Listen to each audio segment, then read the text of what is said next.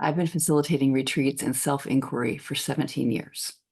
And I received one of the best comments at the end of the most recent 5-day retreat that made me realize how transformational simply understanding your own feelings and thoughts and pain can be.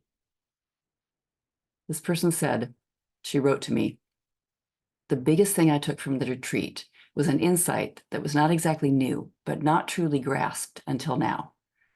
The mistake that has halted my learning and healing in sticky areas of my life has been my unwillingness to be with suffering, let it express itself, and listen deeply. I had that piece of knowledge in my mind before the retreat, and during the retreat, it really dropped into my heart to be known for real. Discomfort is an alarm clock and a gift. Yes, working in a group instead of one-on-one with a facilitator or on my own really amplified things so I could see them. I wrote many of the other things other people discovered and the beliefs they were questioning in the sidebars of my inquiry to explore for myself later on, and I benefited hugely from their insights. I was so touched to read this, and I'm offering another 6-day retreat at the end of April, so here comes another one. And this will give, again, participants, you, the chance to really dig into the way you see life and all your conditioned beliefs, all the beliefs that we have that are sometimes very old since childhood, but that we can change, we can question. The thing is, most of us don't know how to change. We don't know what we can do to stop reacting the way we usually react. We make rules for ourselves about not losing our temper or being kinder, trying to calm down, doing these certain behaviors. We try to get rid of our anxiety or our off-balance behaviors. We go to therapy. We try many modalities to understand ourselves and to change. Not that there's anything wrong with any of those, but many of us don't realize that we can actually question our beliefs through investigation, that we can see beyond the way we react, and that out of this awareness of not knowing anymore what we really believe, new possibilities and new options come into view. It's like you get to start with a new baseline. This happens for people every time they gather in a small community of people, all of whom are willing and interested in understanding themselves at a level that's beyond enforcing change or giving yourself rules to follow so that we're better people. With seeing what we think and believe below the surface, we can actually change naturally, without discipline, without willpower, without guilt, without lots of deprivation. I discovered this approach to mental and emotional health in 2004 when I read a book called Loving What Is by Byron Katie. Now, I already had a master's degree in applied behavioral science, was already practicing as a therapist and eager to help people in this particular way, and myself, let's be honest.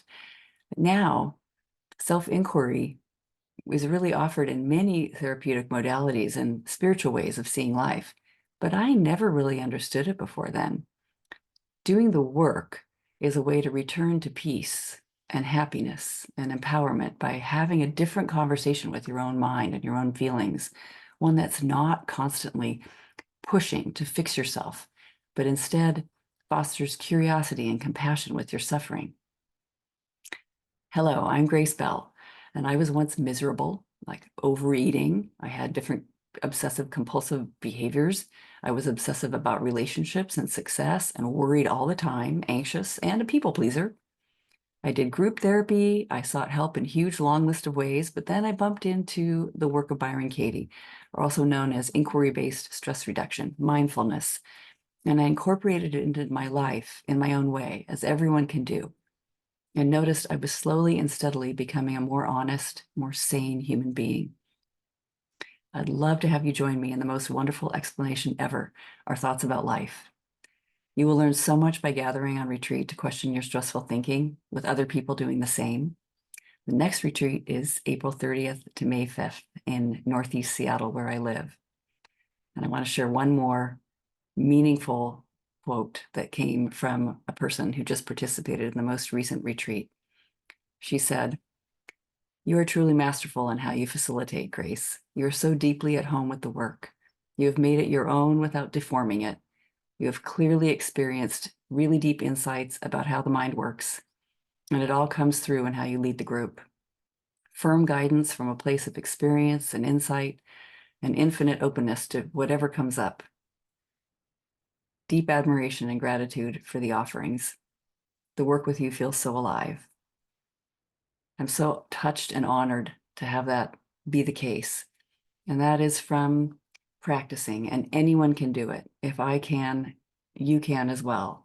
I once considered myself to be a complete mess in my mind, in my heart, in my emotions, in my thinking. And now that seems to be no longer the case in the same way. Still a human being, still have lots of thoughts, but I know what to do with them. And I love sharing that with other people. So I hope you'll join me. Visit workwithgrace.com or click the button or the link below to read more about the next retreat.